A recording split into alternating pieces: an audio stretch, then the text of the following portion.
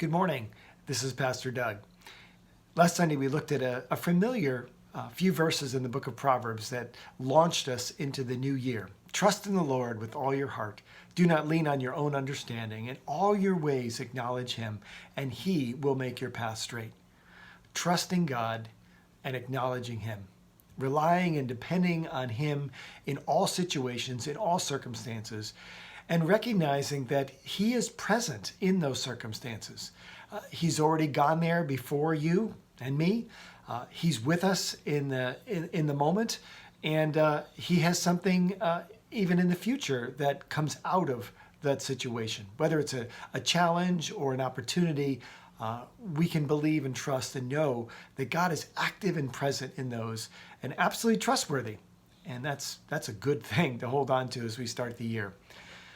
One thing that's helpful for me is to think through, as I begin the year, what is it that I want to continue from 2023? Maybe a practice or a discipline, something that is a new rhythm of life, and want to kind of build that in again in this year. Another thing that's helpful is to think through what are some new initiatives this year that I want to start. Something I haven't done maybe consistently. Maybe it's been in the past, but now I need to kind of re-engage that, or it's even brand new. And is there something I need to stop? Something that is either on one end that's harmful or it's just not helpful. And it's been really good to sit and kind of make a little list there of continuing and of starting and stopping. Just to give you a couple examples from my list is continuing the fact that Beth and I last year read the same passage of Scripture each day, and we actually read it out loud with each other, and then just spent a few minutes praying over that. And that's how we began most of our days. And that was really helpful to sort of bind us together and keep us on the same page, whether it's in just general life or in ministry together. One thing that I want to start in 2024 is get back into like a more rigorous exercise program of some sort, something that really gets my heart up. I mean, walking the lake is good, but it's only one part. It just kind of helps somewhat, but it's not really doing it for me. So I need to get involved in that.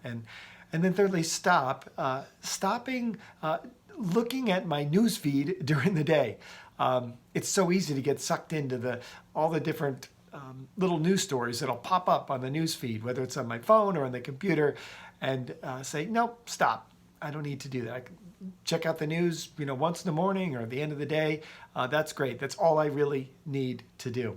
So those are just a few things on my list, but I would encourage you to take some time as you start the new year. What do I want to continue? What do I want to start? What do I want to stop? And recognizing that God is involved in all of those things. This Sunday, we start a brand new series. I'm calling it Connecting with Christ, or Connected with Christ. And Connected with Christ from the book of Ephesians that really speaks about what does it mean to be part of Christ, His body, and His church. And as we look through the book of Ephesians, we're going to sort of be unpacking some of the key principles of what does it mean to be part of Christ, not just individually, but it's part of His body and part of His church. In some ways, you could say, what does it mean to be a church member, a member of the Church of Jesus Christ? I think as we look forward to this year, many new people coming in, it's really important for us to understand, what does it really mean? What are we inviting them into?